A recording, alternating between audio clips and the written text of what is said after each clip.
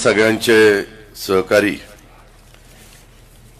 हर्षवर्धनजी पाटील, उपस्थित असणारे दत्तमामा भरणे, यशवंतराव माने आमदार, तसंच उपस्थित असणाऱ्या कांताताई नलवडे, रमेशप्पा थोरात, रंजन काका तावरे, संजयराव गाते, शिवाजीराव बनकर, नवनाथ पडळकर, अंकिता पाटील ठाकरे, वीरधवल जगदाळे, पराग जाधव, विक्रम शेलार, मारुती वनवे, प्रदीप पाटील, राजवर्धन पाटील, बाबा महाराज खारतोडे, अशोकराव वनवे, संजय घाटे, तानाजी थोरात, महेश देवकाते, माऊली चौरे, हनुमंत बनकर, संपत बनकर, गजानन वागसे, डी.एन. जगताप, हनुमंत कोकाटे, नानासाहेब बनकर, संजय सोनवणे, प्रवीण माने, शशिकांत तरंगे, निलेश देवकर, उत्तम आठवळे, लतीबाई मुलानी, हनुमंत वाबळे, पांडुरंग तात्या दराडे, तात्या जगताप, सचिन सपकर, अनिल बागल, भाऊसाहेब सपकर, शुभम निंबाळकर, आबासाहेब देवकाते, अजिंक्य माडगे, महेश शेणगे, विश्वास देवकाते, तुकाराम बनकर, मनीषा वाघ, साधना केकाण, हेमाताई माडगे, तृप्ती जाधव, बाळासाहेब पानसरे, विष्णू चव्हाण, सतीश वाघ, आकाश कांबळे, नितीन फाळके, तेजस देवकाते, आकाश वनवे, सूरज काळे, संजय मोरे, रियाज सय्यद, अविनाश धुमाळ, संतोष चव्हाण, वैभव देवडे, रमेश चांदगुडे, शरद नवले, आपल्या सरपंच दीपिकाताई क्षीरसागर, उपसरपंच जावेद शेख, ग्रामपंचायती सर्व सन्माननीय सदस्य, उपस्थित असणारे प्रकाशराव बापू ढवळे, अजून 10-5 चिठ्ठ्या इकडे, सर्व उपस्थित माझ्या पंचक्रोशीतील दौंड तालुका, आमचा इंदापूर तालुका, ह्या परिसरात, ह्या तालुक्याच्या परिसरातील विविध गावचे असणारे सगळे प्रमुख पत्रकार मित्र, जमलेला बंधू भगिनींनो, माझ्या तरुण मित्रांनो, वेळ बराच झालेला आहे जी मला जाणीव आहे. खरं तर आमचे बरेच कार्यक्रम आहेत. हर्षवर्धनजी, आपल्याला थोडंसं काहीतरी भाषणात शिस्त आणावी लागेल. आपण तिघं बोलल्यानंतर पुन्हा मग राष्ट्रवादीचे किंवा भाजपच्या लोकांनी बोलायचं कारण नाही. तुम्ही भाजपतर्फे बोलताय, मी राष्ट्रवादीतर्फे बोलतोय आणि आम्ही महायुतीतर्फे बोलतोय. होतंय काय, माझ्या इतक्या सभा आहेत, आज उद्या पण खूप सभा आहेत. त्याच्यामुळं थोडंसं वक्त्यांनी स्वतःच्या बोलण्यावर कंट्रोल करावं अशी माझी त्यांना विनंती आहे. बोलायला सगळ्यांनाच लागतं, परंतु आमच्याकडे वेळ कमी आणि गावं जास्त आम्हाला तिघांना पण करायची आहेत. म्हणून त्याची नोंद घ्या. भिगवणकरांनी आणि इथल्या विविध संस्थांनी, माझा मुस्लिम समाज भिगवण परिसरातला असेल, अमर बौद्ध युवक संघटना असेल, श्रीरामनवमी उत्सव समिती असेल, लोकशाहीर, अण्णासाहेब साठे, येईल हळूहळू वाढेल. सध्या बोलतोय ते तुम्हाला ऐकण्यासारखं नाही. ज्यावेळेस तुम्हाला ऐकायचं तेव्हा आवाज एकदम जोरात येईल. श्रीराम नवमी उत्सव समिती भिगवण, लोकशाहीर अण्णाभाऊ साठे प्रतिष्ठान भिगवण, जैन समाज भिगवण, आंध्य क्रांतिकारी राज्य उमाजी नाईक संघटना भिगवण, तसंच भिगवण स्टेशन, कुची खोरवे समाज भिगवण, श्रीनाथ तरुण मंडळ भिगवण, ह्या सगळ्या तरुण मंडळांनी अतिशय प्रेमाने आमच्या सगळ्यांचं स्वागत केलं. त्यांनाही मी धन्यवाद देतो. आपल्यालाही सगळ्यांना मी मनापासून धन्यवाद देतो. खरं तर मी सगळीकडे सांगतो, ही भावकी आणि गावकीची निवडणूक नाही, ही देशाचं भवितव्य ठरवणारी निवडणूक आहे. बाबांनो, अनेक निवडणुकांच्या बद्दल हर्षवर्धनजींनी आणि दत्तामामांनी आपल्या सगळ्यांच्या समोर सांगितलंय. तुम्हालाही काही लोकांना प्रश्न पडला असेल की बाबा आता सगळेच एका स्टेजवर आलेत. ज्यांना विकासाचं काम करायचं आहे, ज्यांना आपल्या परिसरामध्ये कायापालट व्हावं असं वाटतं, ती लोक समाधानी आहेत. पण ज्यांना आमच्या किंवा हर्षवर्धन भाऊंच्या ग्रुपमध्ये राहून एकमेकाच्या विरुद्ध कुरघोड्याच करायच्या, ती मात्र नाराज झालेली आहेत. कारण त्यांना असं वाटतं की आता कसं काय आपलं राजकारण होणार. तुम्ही स्थानिक स्वराज्य संस्थात किंवा इतर ठिकाणी आपण राजकारण करू. मित्रांनो, काय झालंय, आम्ही अनेक वर्ष तिघांनी पण ह्या भागाचं प्रतिनिधित्व केलंय. मंत्री म्हणून केलंय, राज्यमंत्री म्हणून केलंय, पालकमंत्री म्हणून केलंय, उपमुख्यमंत्री म्हणून केलंय, आमदार म्हणून केलंय. मला 6 महिन्याकरता तुम्ही खासदार पण केलेलं होतं 91 साली. त्यावेळेस स्वर्गीय भाऊंनी माझा प्रचार केलेला होता, गोलाब साहेबांनी केलेला होता, गशी पाटलांनी केलेला होता. हा सगळा इतिहास आपल्या सगळ्यांच्या समोर जुन्या लोकांना आठवत असेल, नवीन तरुण पिढीला आठवत नसेल. पण मित्रांनो, आपलं भिगवण पुनर्वसन झाल्यानंतर ह्या परिसरामध्ये वसलं, हळूहळू वाढलं. काही गोष्टी चांगल्या झाल्या, काही गोष्टी चांगल्या करायच्या बाकी राहिल्या, पण त्या राहिलेल्या पण आपण सगळेजण मिळून करूया. त्याचं कारण असं आहे की आपल्या इथं जे स्थानिक प्रश्न आहेत, मग तुमच्या भिगवणचा एसटी बस स्थानकाचा प्रश्न आहे. अतिशय दयनीय अशा प्रकारचं चारी बाजूनी इथं लोक येतात आणि संध्याकाळी महिला एखादी उतरली तर तिथं थांबणं सुद्धा अशक्य असतं. मी आपल्याला ग्वाही देतो की उद्याची आचारसंहिता संपल्यानंतर जसं इथलं पोलीस स्टेशनचं काम झालं ना चांगलं, तशा पद्धतीनं चांगलं काम आम्ही सगळेजण मिळून बस स्थानकाचं देखील त्या ठिकाणी करू. माझ्या आई बहिणींना पण तिथं रात्रीचा उजेड असेल, सुरक्षित वाटेल अशा प्रकारची व्यवस्था आम्ही सगळेजण मिळून त्याच्यात लक्ष घालून मार्ग काढू. तिथं एक तर माझ्या पुणे सोलापूर रोडवरचं माझा दौंड तालुका संपला की भिगवण माझं इंदापूरचं प्रवेशद्वार, आणि त्याकरता इथं ट्रॉमा केअर सेंटरची उभारणी करण्यात आलेली आहे आणि तात्काळ जखमींना योग्य ते उपचार मिळत हा हेतू आहे. मात्र तिथं मला सांगण्यात आलं की स्टाफ आणि यंत्रसामुग्री नसल्यामुळं ते पूर्ण क्षमतेने चालत नाही. आम्ही आता आरोग्य विभागाची, वैद्यकीय शिक्षण विभागाची मोठी भरती काढलेली आहे. ती भरती पूर्ण होईलच. ती भरती झाल्या तुम्हाला जेवढा स्टाफ लागतो तेवढा स्टाफ देण्याचं काम देखील आम्ही सगळेजण मिळून महायुती करेल. त्याचबरोबर परिसरात तिथं गावासाठी वरदान ठरलेला तुमचा मदनवाडी तलाव तो पाण्याने तहानलेला आहे. वर्षातून 2 वेळा भरला गेला तर तुम्हाला मदनवाडी, निंबोडी, भिगवण या गावातील लोकांना मदत होईल, पिण्याच्या पाण्याचा प्रश्न सुटेल. म्हणूनच त्या दोघांनी मगाशी त्याचा उच्चार केला की आपल्याला उद्याच्या काळात ही निवडणूक का महत्वाची आहे, तर मुळशीचं पाणी आपल्याला पुण्याला आणायचं, पुण्याचं बचत होणारं पाणी आपल्याला आपल्या खाली टेल पर्यंत खडकवासल्याला आणायचंय आणि त्याच्यातून हा प्रश्न सुटणार आहे. त्याच्यातून आम्ही मार्ग काढू शकतो. चर्चा झालेली आहे. हर्षवर्धन पाटील, अजित पवार, दत्तामामा भरणे, आमचे राहुल कुल अशी आमची सगळ्यांची चर्चा होऊन त्याच्यातनं आम्ही मार्ग काढतो. आप्पांनी पण माझ्या माग त्या ठिकाणी सतत पाठपुरावा चालवलेला आहे की दादा हे लवकर करा आणि जे काही तुम्हाला कमी पाणी मिळतंय 25 TMC पाणी मुळशीच्या धरणात आहे ते 20 कमी करायची आणि त्यांची 20 कमी होणारी राज्य सरकारने त्यांना भरून द्यायची. राज्य सरकारकडे अनेक प्लांट आहेत विजेचे, किंवा वेळ पडली तर सेंट्रल ग्रिड मधनं द्यायची. तिथलं पाणी जे वाचतं ते पाणी 20 तयार झाल्यानंतर समुद्राला जातं.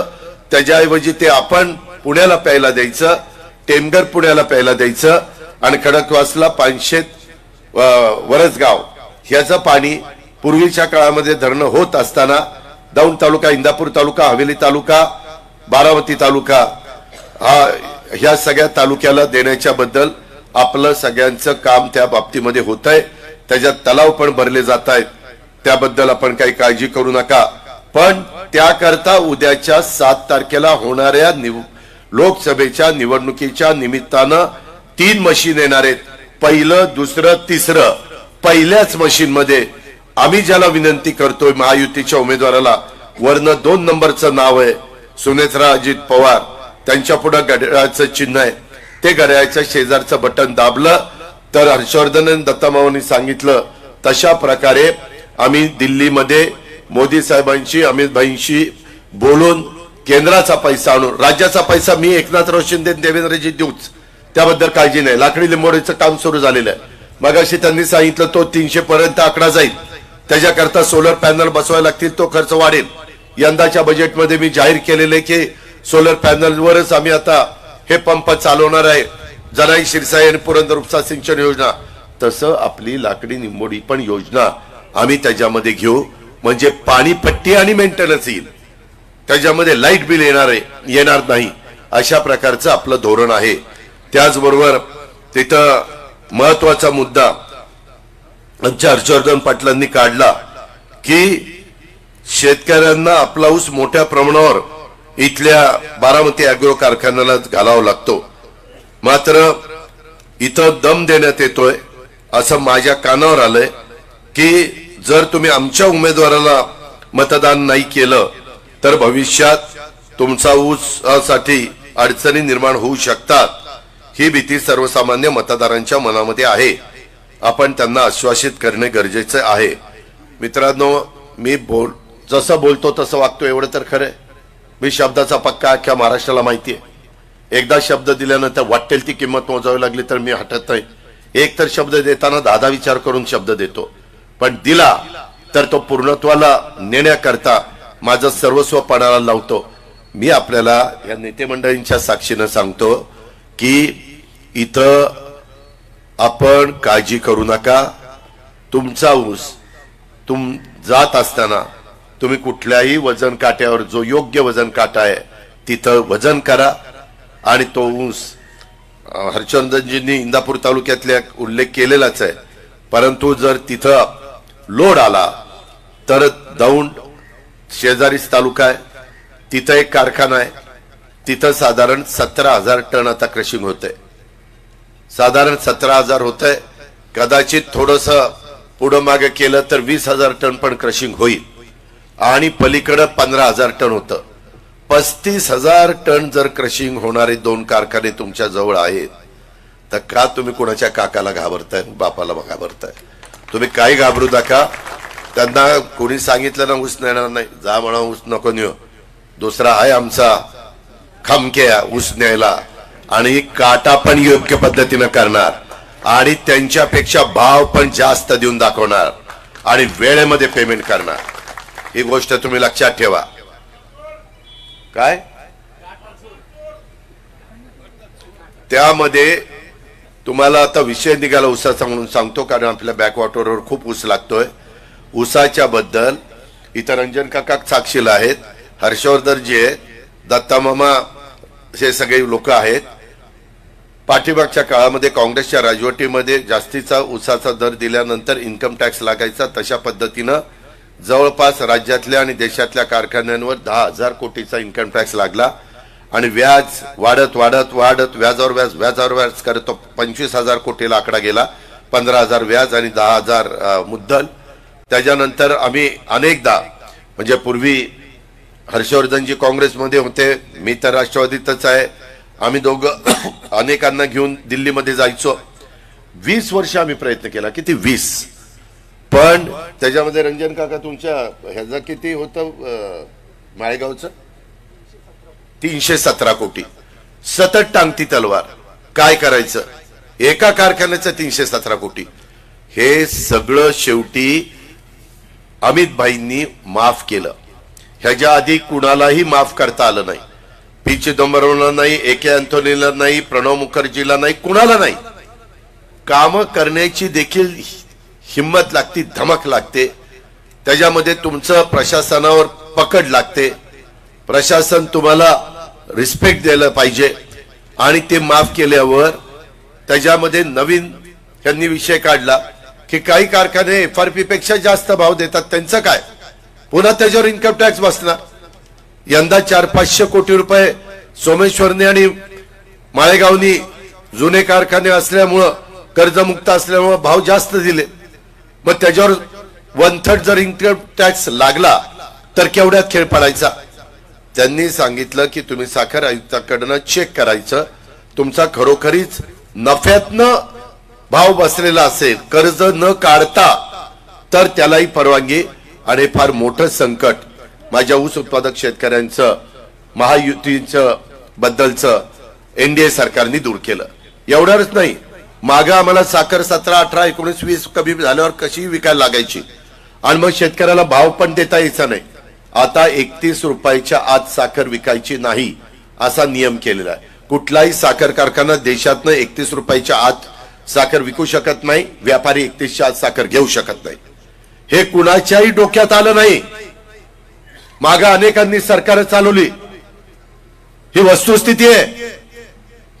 मी का या सरकारच्या बरोबर जाण्याचा निर्णय विकासाचा मुद्दा घेऊन मी आलेलो आहे. त्यामध्ये वेगवेगळी विचारधारा असेल, पण शेवटी माझ्या शेतकऱ्याचं जर भलं होत असेल तर का करायचं नाही. आणि त्याच्यातून आता आपला मला वाटतं कालचं टेंडर एसचं 3575 रुपये होतं आणि हे झालं तुमचे इलेक्शन झाल्यावर त्याच्यातून मार्ग काढला जाणार आहे. त्याच्यातून मार्ग काढला जाणार आहे. त्याच्यावर ऊस उत्पादक शेतकऱ्यांनी अजिबात काळजी करू नये. उलट आमच्याच बद्दल टीका करतात, हे दम देतात, हे असं करतात. एक तर आमचं नाव अजित दादा, त्याच्यावर दादागिरी म्हणल्यावर ते आम्हाला चिकटतं. आणि मग त्यांचा आमचा आवाज बारका, त्याच्यावर आम्ही जरा आवाज काढून बोललो की ज्याच्या याला दमातच येतोय अजूनही, असं ते होतंय. परंतु तसं नाही बाबा.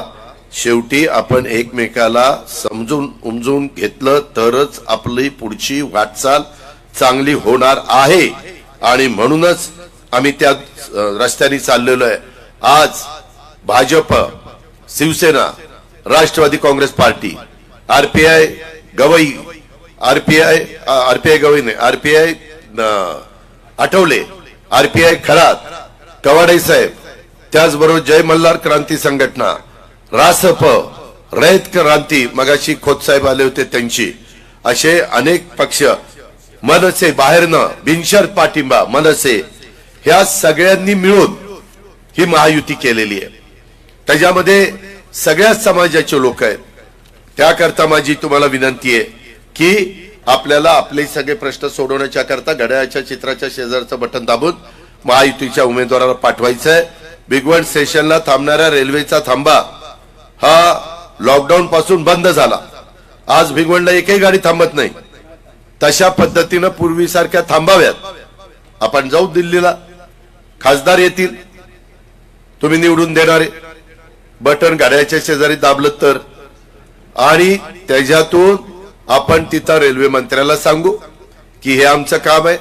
मगाशी या दोघांनी सांगितलं तसं फ्लायओव्हर कुठं पकडायचे असतील तर त्याच्यामध्ये RUB रेल्वे अंडर पास ते करायचे असतील तर, बायपास ते करायचे असतील तर आपण तेही करू. त्याही बद्दल आपण काही काळजी करू नका. त्याचबरोबर सध्या केंद्र शासनाची पंतप्रधान सूक्ष्म अन्न प्रक्रिया योजना आहे. त्या योजनेअंतर्गत 10 कोटी पर्यंतच्या प्रकल्पाला मान्यता देण्यात येते. 3.5 कोटी रुपयाची सबसिडी मिळते.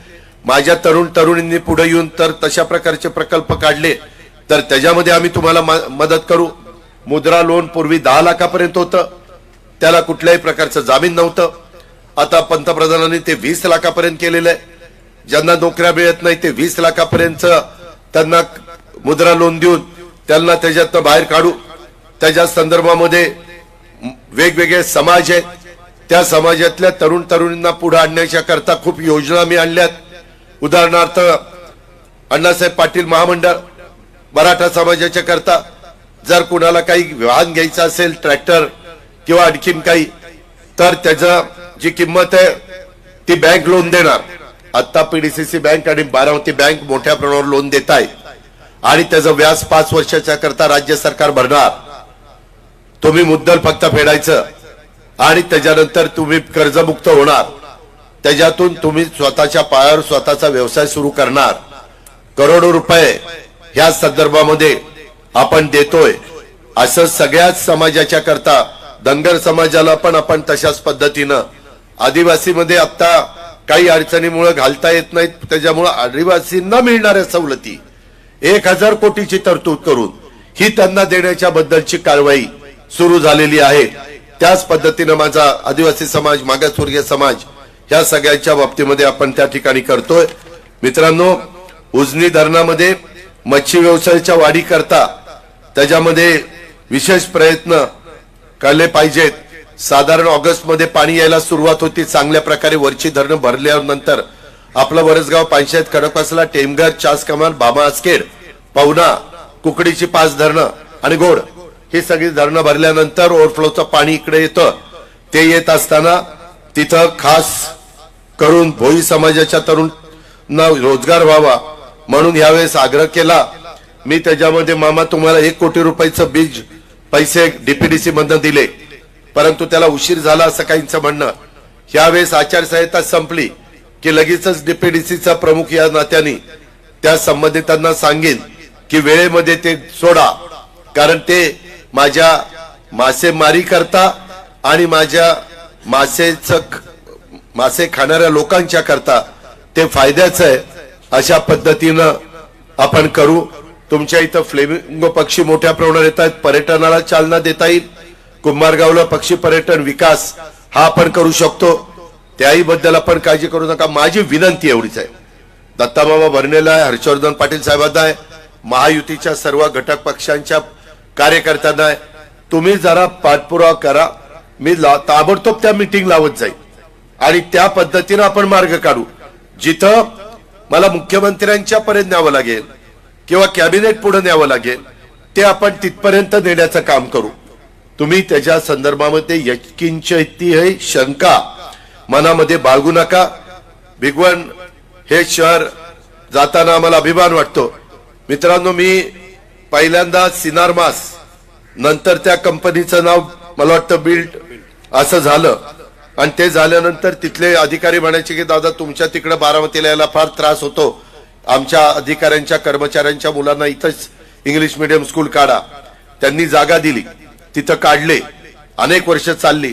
मी अनेक वर्ष भिगवणच्या परिसरामध्ये, भिगवणकरांना पण माहिती आहे, असं आजूबाजूला जागा बघत होतो.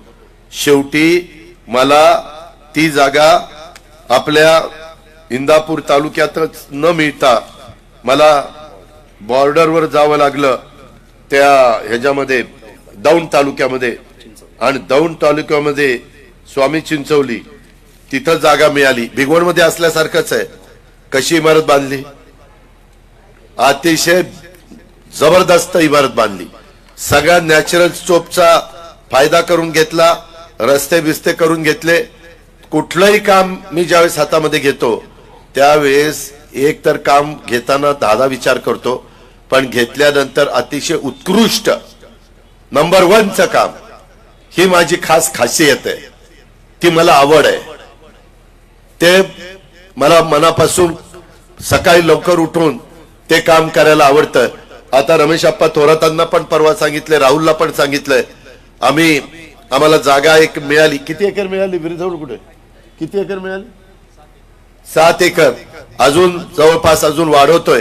तिथं पण एक चांगल्या प्रकारचं इंग्लिश मीडियम स्कूल, ग्राउंड आणि तिथं ITI वगैरेचे कोर्सेस.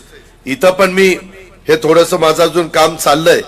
ते एक जण म्हणलाय शेजारचा 1 एकर देतो म्हणून, ते पैसे घेऊन, तर त्या पद्धतीनं त्यांनी दिलं. तर मग तिथं ITIचे म्हणजे कौशल विकास कार्यक्रम, आमचे मंगलप्रसाद लोढा त्या खात्याचे मंत्री आहेत, त्याच्यातनं फार मस्त वेगवेगळे कोर्सेस आहेत. ज्या कोर्सेसची गरज पुण्यात, पिंपरी चिंचवडमध्ये, आपल्या ग्रामीण भागात आहे, ते कोर्सेस तिथं मुलींना आम्ही शिकवणार. म्हणजे मुलींना लगेचच त्या ठिकाणी रोजगार मिळणार. हे पण आमचं काम त्याच्यामध्ये चाललेलं आहे. त्याच्यामध्ये भिगवण येथे सरडेवाडी कांदलगाव पर्यंत माझा बॅकवॉटरचा भाग हा उजनी पुनर्वसन गावचा आहे. या गावामध्ये पुनर्वसन गावांना 16 प्रकारच्या मूलभूत सेवा सुविधा पुरवायला पाहिजेत. त्यापैकी ज्या राहिल्यात त्या जिल्हा परिषदेत वर्ग करून त्याला मदत करा. आता मदत पुनर्वसन काम खाता पण माझ्या राष्ट्रवादीच्या अनिल भाईदास पाटलाकडे आहे, तिथं पण आपण तो मार्ग काढू. सगळ्यात मोठी अडचण म्हणजे वाटप केलेले गावठाणातले प्लॉट आपल्या वाली वारसांच्याकडे हस्तांतर करत असताना अडचणी येत आहेत. ती पण अडचण आपण त्याच्यामध्ये सोडू. ही अडचण कलेक्टर, आपले तहसीलदार यांना सूचना द्याव्या लागतील. सर्वसामान्यांची अडचण त्याच्यातनं सुटणार आहे. मदनवाडी तलाव, पोंदोडी तलाव खडकवासला मधनं भरणं, मी मगाशीच त्याच्याबद्दल सांगितलं. त्याच्यामध्ये बुडीत बंधारे ज्याचा उल्लेख मामांनी पण केला, हर्षवर्धनजींनी पण केला, तिथं आपल्याला सामोरं जायला लागू नये ही मागणी दौंड तालुक्यातली पण आहे. बुडीत बंधाऱ्याची तिथं पण माग मी त्या ठिकाणी केलेला होता, रंजनाताई कुल आमदार असताना त्याचा ट्रायल बेसवर केला होता. त्याचा अनुभव बरा आहे आणि बॅकवॉटरचं पाणी पुढे जातं म्हणून माझा भिगवण राशीन हा रस्ता आहे, तिथं जो ब्रिज आहे त्या ब्रिजच्या शेजारी म्हणजे पश्चिमेच्या बाजूला भिगवणवरून माझ्या राशीनला जाताना पश्चिमेच्या बाजूला माझ्या डोक्यात आहे तिथं बॅरेज करायचा. तिथं थोडं म्हणजे नदीमध्ये आम्ही बॅरेज करतो तसा आणि धरण फ्लॅगची उंची वाढवून आता 100% आम्ही भरत नाही, 114% भरतो.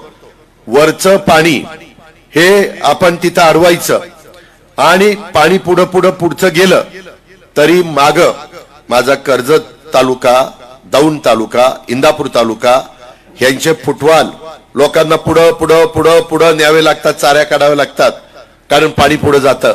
ते तसं जाणार नाही. म्हणजे तापी नदीवर बॅरेज केलेत, मांजरा नदीवर बॅरेज केलेत आणि गोदावरीवर केलेत. तशा पद्धतीनं मी तुम्हाला करून देतो. अशा प्रकारे बॅकवॉटरच्या परिसरामध्ये किती मोठ्या प्रमाणावर ऊसाचं उत्पादन झालं तरी कुठल्याही परिस्थितीमध्ये त्या ऊस उत्पादकांना 1% देखील अडचण येऊन देणार नाही. फक्त तो ऊस परिपक्व असलेला पाहिजे. नाहीतर तुम्ही भिगवणच्या सभेत सांगितलं ऊस नेतो, ने ऊस कवळा माझा, ने ऊस असला, तसं नाही, परिपक्व झालेला. मी ह्या संदर्भामध्ये ह्या सगळ्या गोष्टी करण्याच्या करता ह्या सगळ्या नेते मंडळींच्या साक्षीनं आपल्याला सगळ्यांना शब्द देऊ इच्छितो. मित्रांनो, इतर पण वेगवेगळे अनेक मुद्दे त्याच्यामध्ये आहेत. त्याच्यात शेतकरी कुठेही अडचणीत आला तर आम्ही त्याच्यात मार्ग काढतो. आज Sonai, Nature Delight, Fortune, Dudhganga इत्यादी प्रकल्पामुळं माझ्या इंदापूर तालुक्यात देशामध्ये सर्वात जास्त गाईच्या दुधावर प्रक्रिया करणारा तालुका म्हणून इंदापूर तालुक्याची ओळख आहे. आणि दरवर्षी 35 ते 37 लाख लिटर दूध दर दिवशी, गडीभर 40 धरा, 40 लाख गुणिले 30 रुपये जरी धरले तर किती पैसे झाले त्याचा विचार करा. किती हजार कोटीची टर्नओव्हर होतोय. त्याच्यामध्ये वेगवेगळ्या प्रकारे अजून एक गोष्ट मला तुम्हाला सांगायची. आम्ही पुणे जिल्हा मध्यवर्ती सहकारी बँकेमध्ये आता मी नाहीये, दिगंबर दुर्गाडे, सुनील चांदेरे, रमेश थोरात, दत्तामा भरणे आहेत. त्याच्यामध्ये मी तिथं असताना माझ्या शेतकऱ्यांच्या मुलांना शैक्षणिक कर्ज आम्ही देतो. परदेशातील शिक्षणाच्या करता 40 लाखापर्यंतचा कर्ज फक्त 6% व्याजाने देतो. कमी व्याज दरात असे कर्ज असणारी राज्यामधली एकमेव बँक आपली आहे. मागील 2 शैक्षणिक वर्षामध्ये आपण साधारण 325 विद्यार्थ्यांना अशा प्रकारचं कर्ज दिलंय. मुलांनो, शेतकऱ्यांच्या मुलांनो, विशेषतः मुलींनो, ग्लोबल सिटीजन बनण्याच्या करता आज तुमची पुणे जिल्हा मध्यवर्ती सहकारी बँक तुम्हाला हातभार लावतीये. ह्या गोष्टीची ओळख आपण सगळ्यांनी ठेवावी आणि 2-3 वर्षात आपली साधारण पुणे जिल्ह्यातल्या 13 तालुक्यातले 2000 शेतकऱ्यांची मुलं मुली तरी किमान आमच्या ग्लोबल सिटीजन होण्याच्या करता तयार झाले पाहिजेत. ह्या पद्धतीचं आमचं धोरण आहे. मित्रांनो, आम्ही कामाची माणसं आहेत, आम्ही विकास करणारी माणसं आहेत, आम्ही विरोधाला विरोध करणारी माणसं नाहीत. उगीच एकमेकाचा बांध रेटत बसायचं हे धंदे आम्हाला जमत नाहीत. हे सगळं जर करायचं असेल तर माझी आपल्याला विनंती आहे, मराठा महासंघ असेल किंवा इतर 18 पगड जाती 12 बलुतेदार असतील, इथं आहे मिनी भारतच आहे माझा भिगवण. म्हणजे त्या सगळ्यांना सन्मानाने जीवन जगता येईल. आज रमेश जाधवांचं अनेकांनी नाव काढलं, त्यांचे माझेही संबंध चांगले होते. आज काही अशी जीवाभावाची माणसं आपल्याला सोडून गेली, त्या सर्वांना मी भावपूर्ण श्रद्धांजली अर्पण करतो. पण ह्या वेगवेगळे जे काही प्रश्न आहेत ते सोडवण्याच्या करता सारथी देखील ह्या मराठा महासंघाच्या करता, मराठा समाजाच्या करता आपण आणलेला आहे. आणि त्याच्यातून पण त्या मुलांना मुलींना इतर समाजाच्या सारखं कसं स्वतःच्या पायावर उभं राहता येईल, कसं त्याला त्या ठिकाणी नोकरी मिळवून देता येईल, याबद्दलचा प्रयत्न सर्व जाती धर्माच्या लोकांच्या संदर्भातला आमचा सगळ्यांचा चालू आहे. मग ते हिंदू खाटीक संघटना असेल किंवा आणखीन कुणी असतील, त्या सगळ्यांच्याच बद्दल आमची ही भूमिका आहे. ही गोष्ट आपण सगळ्यांनी लक्षामध्ये ठेवा. पुनर्वसन गावठाण वाटप झालेल्या भूखंडावरील प्रधानी शेरा कमी करण्याबाबत 2018ला GR झालेला आहे, त्याप्रमाणे कार्यवाही व्हावी. ती पण कारवाई करण्याच्या करता मला आचारसंहिता संपल्यानंतर आपण भेटा पण मित्रांनो, मी आपल्याला अतिशय नम्रतापूर्वक सांगतो, ही सगळी कामच करायची म्हटलं तर मगाशी दोघांनी सांगितलं तसं केंद्राचा निधी आल्याशिवाय हे होऊ शकत नाही. आपल्याला रेल्वे लाईन वाढवायच्या असतील, आपल्याला वंदे भारत ट्रेन वाढवायच्या असतील, आपलं स्टेशन अतिशय अत्याधुनिक अशा प्रकारचं आपल्याला करायचं असेल, आपल्याला नॅशनल हायवेच्या संदर्भामध्ये आणखीन काही मागे राहिलेली कामं ही पूर्णत्वाला न्यायची असतील आणि त्याचबरोबर आपल्याला विमानतळ चांगल्या पद्धतीने करायचं असेल, त्याच्यामध्ये टर्मिनल चांगल्या पद्धतीने करायचे असेल, कार्गोची व्यवस्था. आता मी दुपारी जंक्शनला एका ठिकाणी थांबलेलो होतो, तिथं मला बोरीचे लोक भेटले. उत्कृष्ट द्राक्ष परदेशामध्ये ती नवरा बायको तिथं पाठवत आहेत. त्यांनी मला दाखवलं की दादा इथं 80 रुपये रेट चाललाय आणि हीच द्राक्ष परदेशात पाठवली तर 100 ते 110 रुपये इथं जागेवर रेट मिळतो. फक्त पॅकिंग बेकिंग त्यांना पाहिजे तसं करायचं. तुमचा माझ्या बारामती लोकसभा मतदारसंघातला दौंड, बारामती, इंदापूर, पुरंदर, हवेली या सगळ्या भागातला बोरवेला, मुळशी माझा शेतकरी कष्टकरी आहे. त्याला फक्त संधी उपलब्ध करून दिली पाहिजे. तो त्या संधीचं सोनं करतो आणि ती संधी देण्याच्या करता आम्ही महायुतीचं सरकार, आमचे महायुतीचे सगळे कार्यकर्ते, आम्ही लोकप्रतिनिधी कुठेही कमी पडणार नाही अशा प्रकारची ग्वाही मी आपल्याला सगळ्यांना या जाहीर सभेच्या निमित्तानं देतो. वेळ कमी राहिलेला आहे. आपल्या इथनं सगळीकडे वेगवेगळ्या प्रकारचा प्रचार आणि प्रसार होतो. भावनिक होऊ नका.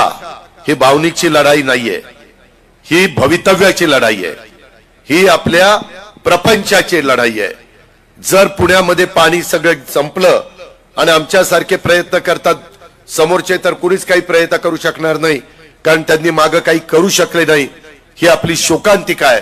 म्हणून बाबांनो, माझी तुम्हाला विनंती आहे की अजिबात दुसरं काही स्थानिक राजकारण त्याच्यामध्ये न आणता वन साइड आपण महायुतीच्या उमेदवाराला विजयी करण्याच्या करता परिश्रम त्या ठिकाणी घ्या. रेल्वे थांबा असेल, बाकीच्या गोष्टी असतील त्या सगळ्या होतील, पण पहिल्यांदा बटन दाबलं पाहिजे, मग बाकीचं होईल.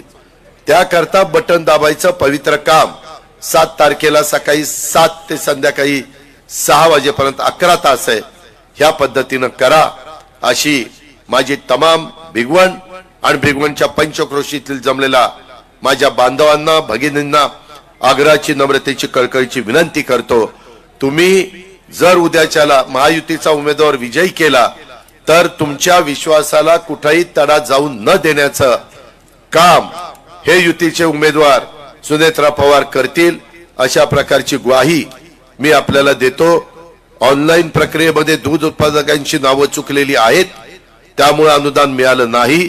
ती चुकलेली नावं दुरुस्त करतो आणि दुरुस्त करून राहिलेलं अनुदान देतो.